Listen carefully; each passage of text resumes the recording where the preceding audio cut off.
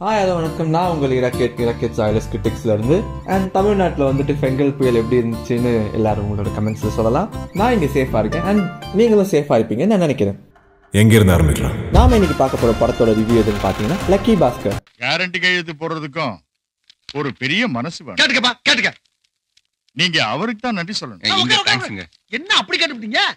நம்மள மாதிரி பெரிய மனுஷங்களுக்கு மரியாதை கொடுக்கறதுல தம்பி மாதிரி ஒரு கேரக்டர் நான் துபாயில கூட பாக்கலங்க. இங்க எதுக்குமா கூட பிடிக்கிறேன்? மறக்குமா? கொசு அதிகமா இருக்கே சார். பாத்தீங்களா, கொசுக்கெல்லாம் கூட பிடிக்கிறாரு. தங்கம்னாலும் தங்க, சாதாரண தங்கம் இல்லைங்க. 58 கேரக்டர் நிறைஞ்ச சொக்க தங்கம். இந்த படத்தோட ஜானர் என்னன்னு பாத்தீங்கன்னா இது ஒரு பீரியட் கிரைம் டிராமா, அதாவது 1992ல நடக்கிறதுனால. இந்த படத்தோட ரன் டைம் என்னன்னு பாத்தீங்கன்னா 2 hours 28 minutes. இந்த படம் தெலுங்குல ரிலீஸ் ஆயிருக்கு அண்ட் அதர் லாங்குவேஜஸ்ல டப் பண்ணிருக்காங்க. இந்த படத்தோட ஓடிடி பாத்தீங்கன்னா நெட்ஃபிளிக்ஸ்ல விட்டுருக்காங்க. படத்தை வெங்கி அட்லூரி இயக்கியிருக்காரு. இதுக்கு முன்னாடி அவர் வாத்தி, அதுக்கப்புறமா தொலி பிரேமால அவருக்கு நல்ல பேர் கிடைச்சிருக்கும். படத்தை நவீன் நூலி எடிட் பண்ணிருக்காரு. மியூசிக் பாத்தீங்கன்னா ஜிவி பிரகாஷ் ரொம்ப அருமையா போட்டு கொடுத்திருக்காரு. ஒரு சாதாரண பேங்க் எம்ப்ளாயி அக்கவுண்ட்ல இவ்ளோ பணமா?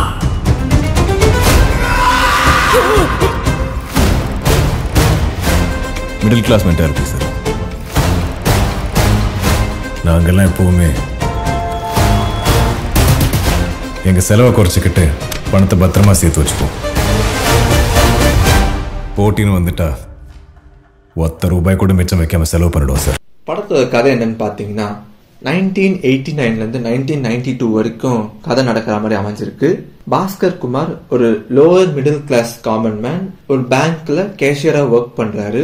அவருடைய தின தேவைகளுக்கும் அவரோட ஃபேமிலியை சப்போர்ட் பண்றதுக்குமே கடன் கஷ்டம்னு நிறைய பினான்சியலி இம்பேலன்ஸா இருக்காரு. இதுல இருந்து தப்பிக்கிறதுக்காக அவர் பேங்க்ல இருந்து பணத்தை ஆட்டைய போட்டு ஒரு ரொட்டேஷனை போட்டு ஒரு மணி லாண்டரிங்ல நடத்தி ப்ராஃபிட் பார்த்துட்டு இருப்பாரு. ஆனா ஆசை யாரை விட்டது? செகண்ட் ஹாஃப்ல பாத்தீங்கன்னா ஒரு படி மேல போய் இந்தியன் எக்கானமிய அசைக்கிற அளவுக்கான ஒரு பினான்சியல் ஸ்கேம்ல இவரோட மூவ் ஒன்னு பெருசா அமைஞ்சிருக்கும். அது என்ன ஆச்சுங்கிறது தான் இந்த படத்தோட கதை.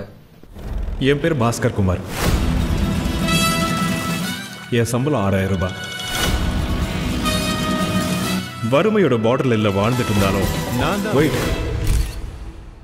ஆக்சுவல் கதை இப்பதான் ஆரம்பிக்குது.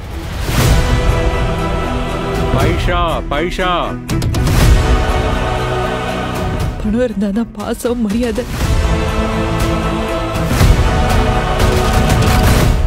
இந்த மாதிரி நேரத்துல தான் தோணும் ஃபேமிலிக்காக எவ்வளவு ரிஸ்க் எடுத்தாலும் தப்பில்லைன்னு. துல்கர் சல்மான் அவரும் அந்த ஸ்மார்ட்டான கிரைம் பண்ற ஒரு ஜானர் வந்தாலே ஒரு ஸ்ட்ராங்கான பார்ட்னர்ஷிப் தான் சொல்ல முடியும். நமக்கு பாக்குறப்பவே ஒரு அமேசிங்கான ஃபீலை கொடுக்கும். அதே சமயம் படத்தோட கதையோட அவரோட கேரக்டர் பிளெண்ட் பாத்தீங்கன்னா ரொம்ப சூப்பராகவே நடிச்சு கொடுத்திருப்பாரு.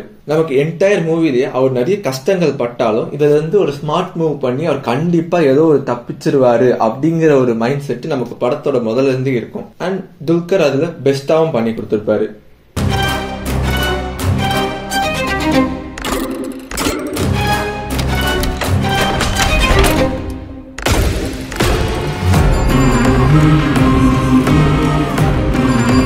He is a common man. Bhaskar. Common. Middle class. Indian man. He is more reliable. He is more eligible. Bhaskar. In the bank avanga correct. Meenakshi சகோதரி இந்த படத்துல பாத்தீங்கன்னா சிம்பிளா பியூட்டிஃபுல்லா எலகண்டா நடிச்சிருப்பாங்க. ஒரு பியூர் ஃபேமிலி கேர்ள் மாதிரி. எனக்கு இந்த படத்து மூலமா தான் அவங்களோட ஆக்டிங் ஸ்கில்ஸ் நிறைய தெரிஞ்சது. ஐ பர்சனலி ஃபெல்ட் அவங்களுக்கு இது வரைக்கும் ஒரு பவர்ஃபுல் ரோல் கிடைக்காத மாதிரி. பட் இந்த மூவில அவங்க அதுக்கு ஜஸ்டிஃபை பண்ணிருக்காங்க. அவங்க ஃபேமிலியை ஓல்ட் அப் பண்றதுக்காக வர சீன்ஸ் எல்லாத்துலயுமே ரொம்ப பெர்ஃபெக்டா நடிச்சிருப்பாங்க. அதே சமயம் ஹீரோ வழி மாறி போறாரு அப்படின்ற சீன்ஸ்ல இவங்களோட பர்ஸ்ட் அவுட் பாத்தீங்கன்னா செமையா காமிச்சிருப்பாங்க.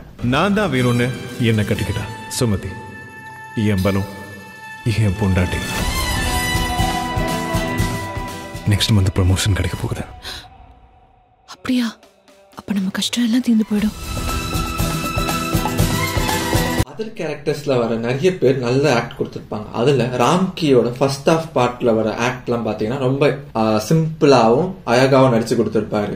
அண்ட் குட்டி ரித்விக் பாத்தீங்கன்னா அவரோட மொமெண்ட் ஆஸ் எ கிட்டா நல்லா நடிச்சிருப்பாரு, எமோஷனலாவும். சர்வதமான் டி பானர்ஜி பாத்தீங்கன்னா இந்த படத்துல துல்கருக்கு அப்பா ரோல் பண்ணிருப்பாரு. அவர் படம் ஃபுல்லா பேசவே மாட்டார். பட் அவர் பேச ஆரம்பிக்கிற அந்த கிளைமேக்ஸ், ப்ரீ கிளைமேக்ஸ் போர்ஷன்ஸ் எல்லாமே பாத்தீங்கன்னா அப்படியே நெயில் பைட்டிங் பிலாசபிக்கல் டச்ச சூப்பரா கொடுத்திருப்பாரு.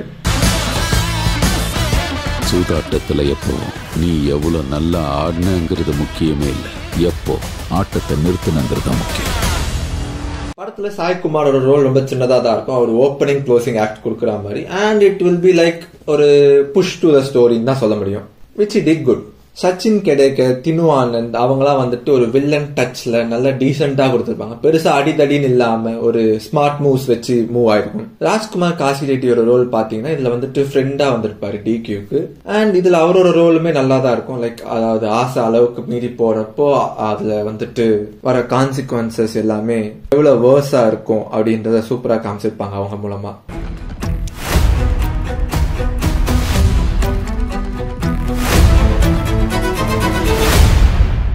Congratulations, Mr. Bhaskar. பாஸ்கர், என்ன இவ்ளோ பண்ணும்? ஆஃபீஸ்ல போனஸ் தான் மச்சான். லாட்டரி வின் பண்ணியா? இம்போர்ட் எக்ஸ்போர்ட் பிசினஸ் பண்ணிட்டு இருக்கேன். படம் பேசிக்கா பாத்தீங்கன்னா ஒரு காமன் மேனை டெஸ்ட் பண்ற மாதிரி இருக்குங்க.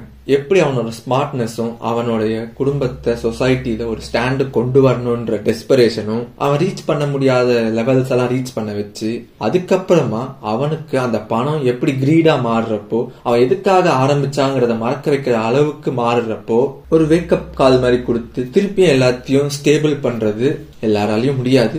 ஆனா புரிஞ்சிக்க வேண்டிய ஒரு விஷயமா இருக்கு. அதை நமக்கு இங்க அழகா காமிச்சிருப்பாங்க. பேச்சில் எவ்வளோ ஆணவம், ஆனவம் இல்லை, தைரியம். பிஹேவியர்ல திமிரில்ல, துணிச்சல். இவ்வளவு மோசமா மாறுவேன் நினைச்சு கூட பார்க்கல. Sumathi, I'm not bad, I'm just also to a surprise. இந்த படம் வந்து நமக்கு ஸ்கேம் 1992 ரொம்ப ஞாபகப்படுத்தும் தாங்க சொல்ல முடியும். ஏன்னா இதுல ஒரு பெரிய ரெஃபரன்ஸே வந்து நிக்கும், அர்ஷத் மேத்தாவோட ரெஃபரன்ஸ். ஆனா இங்க வேற நேம்ல வச்சிருப்பாங்க. பட் மோர் ஆர்லெஸ் அந்த ஸ்கேம் தான் அங்க காமிச்சிருப்பாங்களே. நமக்கு அந்த ஸ்டாக் எக்ஸ்சேஞ்சோட ஸ்கேம், அர்ஷத் மேத்தாவோட வளர்ச்சி, டிக்ளைனு எல்லாமே புரிஞ்சாலும் இது ஒரு டிஃபரெண்ட் பெர்ஸ்பெக்டிவ். அந்த பேங்க் மேனேஜர்ஸோட பெர்ஸ்பெக்டிவ நமக்கு இங்க காமிச்சிருப்பாங்க. அது நமக்கு கொஞ்சம் எக்ஸைட்டடாவும் ஃபீல் ஆகும் இந்த படத்தை பாக்குறப்போ.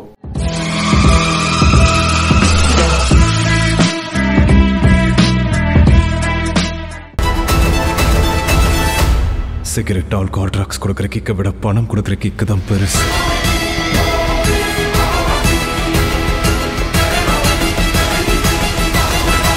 அப்புறம் காய்ஸ், இன்னொரு விஷயம் கேட்கணும்னு நினைச்சேன். விடாமுயற்சி டீசர் வந்திருக்காமே, கவனிச்சிங்களா? எல்லாரும் பாத்தீங்களா? எப்படி இருக்கு? நாம இந்த டீசர்ல இருந்து எதுவுமே பிரேக் டவுன் பண்ண வேண்டாம். ஆல்ரெடி அது பிரேக் டவுன் எல்லாருக்குமே தெரியும் டீசர்ல இருந்து.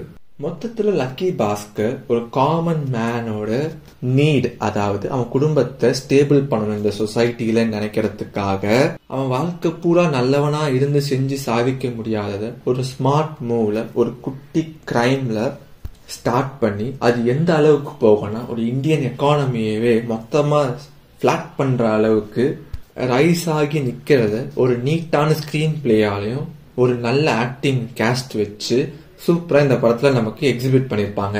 which is definitely worthy தாங்க. This is India. பொருள் வேணும்னா பணம் கொடுத்து வாங்கணும். ரெஸ்பெக்ட் வேணும்னா பணம் நம்ம உடம்பு மேல தெரியணும்.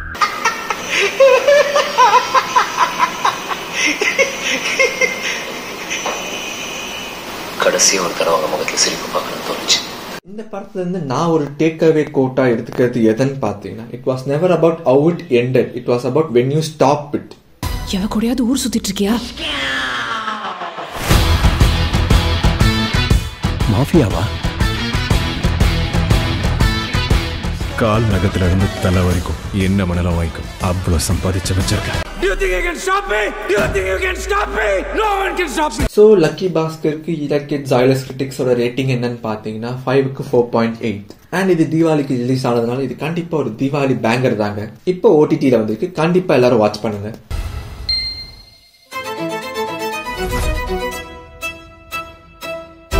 சோ உங்களிடமிருந்து விடைபெறுவது உங்கள் இலக்கி. அடுத்த ரிவ்யூல மறுபடியும் சந்திக்கிற வரைக்கும் பாய் பாய் பாய். மறக்காம லைக் பண்ணுங்க, ஷேர் பண்ணுங்க அண்ட் ஸ்கேம் பண்ணாம சப்ஸ்கிரைப் பண்ணிடுங்க.